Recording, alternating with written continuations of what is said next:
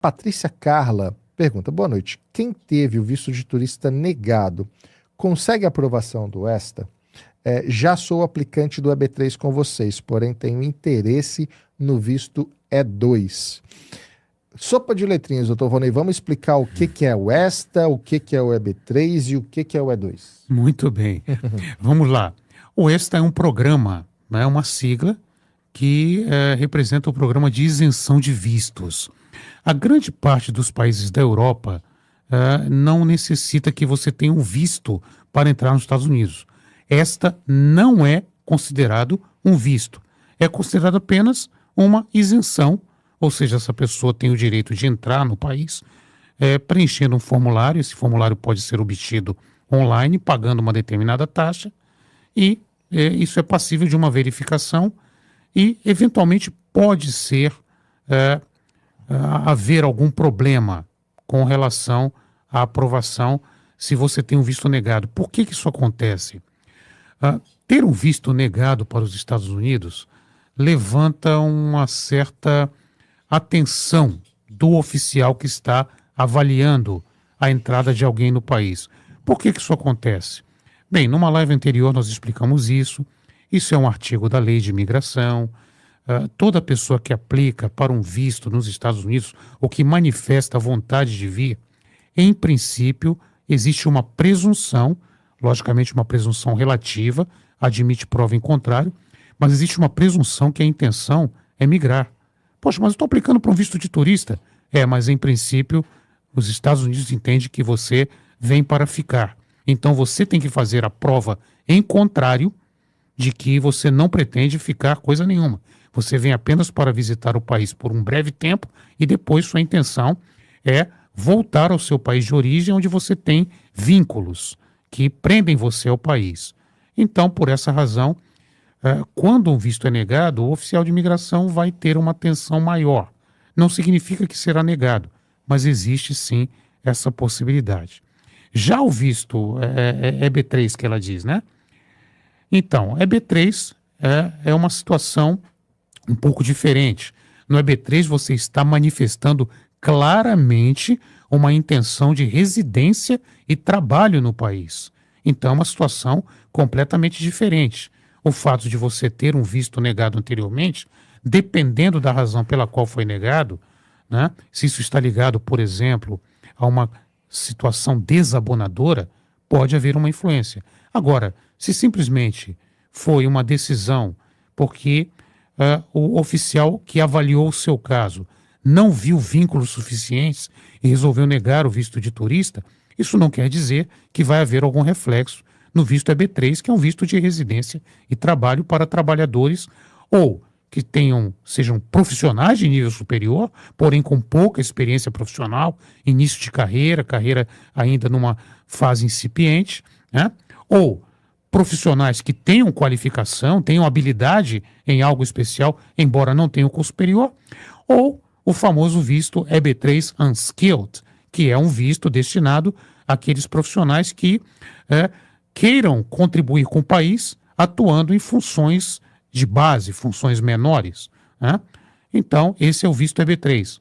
O fato de ter sido negado não impede essa análise. Por fim, o visto E2, ao contrário do visto EB3, que dá direito ao green card, né? Observe que o green card é um privilégio, ele não é um direito. Mas o visto E2 acontece o contrário. Existe um tratado internacional, bilateral, assinado entre dois países, que autoriza que esse estrangeiro venha para os Estados Unidos e explore o mercado consumidor norte-americano, fazendo investimento no negócio próprio. Então você terá livre acesso ao país, né? Poderá trazer seus filhos, eles vão para a escola, né?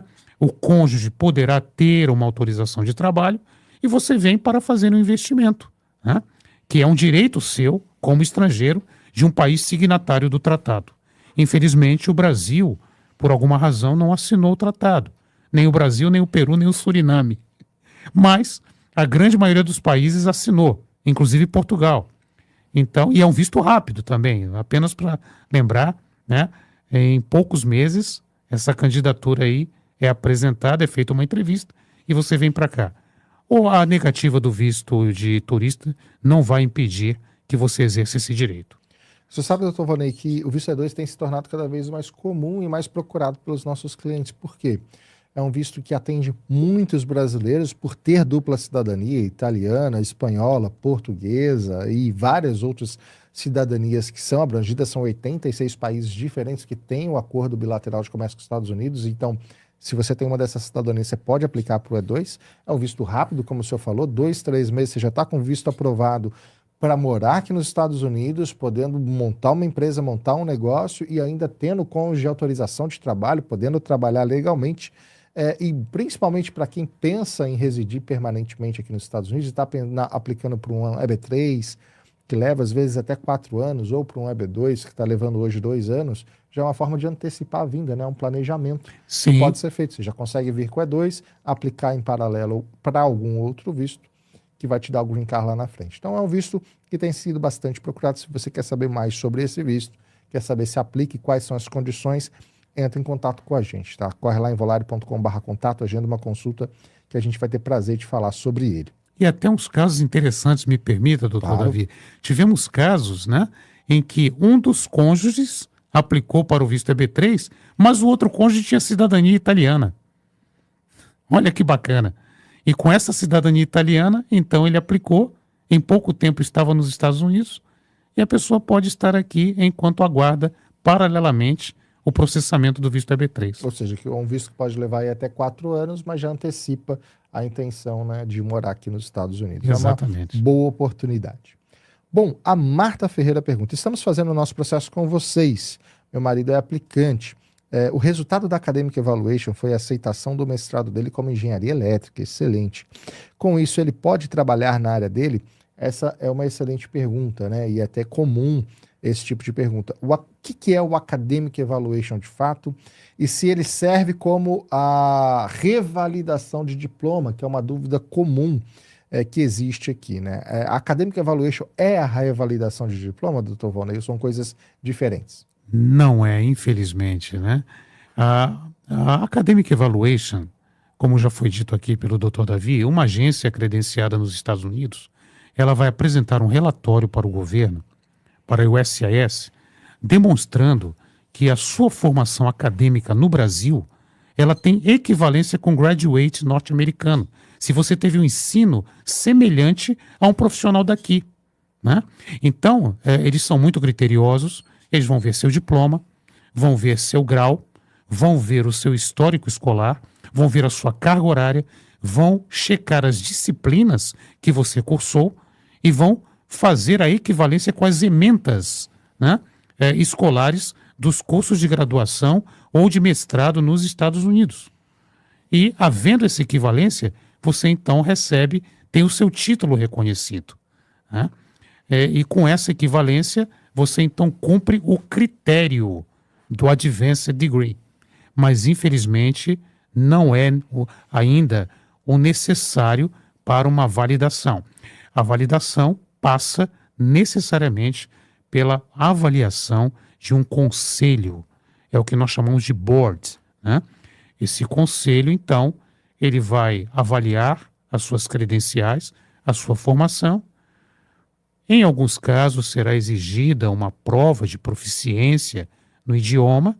Veja bem, para fazer o green card não é necessário a comprovação de saber falar inglês. Interessante.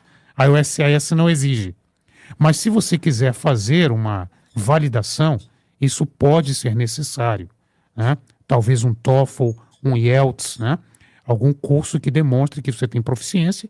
E aí sim, depois de tudo isso, eles vão autorizá-lo a realizar as provas de validação, que pode ser, por exemplo, no caso de enfermagem, uma única prova, né? No caso de engenharia, 2 provas, 2 testes. No caso de médicos, também, 2 testes e um teste de inglês especializado para médicos. Enfim, cada profissão tem sua peculiaridade para a validação. Mas, infelizmente, a Academic Evaluation ainda não é a validação. Mas, Marta, olha que coisa interessante. De fato, para muitas profissões, cada um vai ter sua peculiaridade, como o Dr. Vonei falou, para obter a licença para atuar como engenheiro, no caso, e poder assinar projetos. Mas muitos profissionais, principalmente qualificados como seu marido, que tem já mestrado, acabam trabalhando como consultores. Eles não podem assinar o projeto, mas eles trabalham para outras empresas como consultores, fazendo cálculos, fazendo alguns acompanhamentos, e aí tem algum outro engenheiro habilitado para poder assinar. Então não é difícil conseguir trabalho aqui nos Estados Unidos. A gente estava conversando até há pouco tempo aqui antes da live, falando justamente sobre como está o mercado de trabalho e a alta demanda por profissionais qualificados, inclusive com altos salários. Profissional qualificado, que tem domínio do inglês, não fica sem trabalhar nos Estados Unidos. A questão da licença, em muitos dos casos, é uma formalidade, vai te impedir de você atuar plenamente naquela função, mas você pode ter várias outras atribuições e funções que não necessitam necessariamente da licença de assinatura, tá? Então, se você é um profissional qualificado, fique tranquilo que o mercado de trabalho americano está muito aquecido e precisando de mão de obra com experiência, tá? Pode ficar tranquilo em relação a isso, Marta.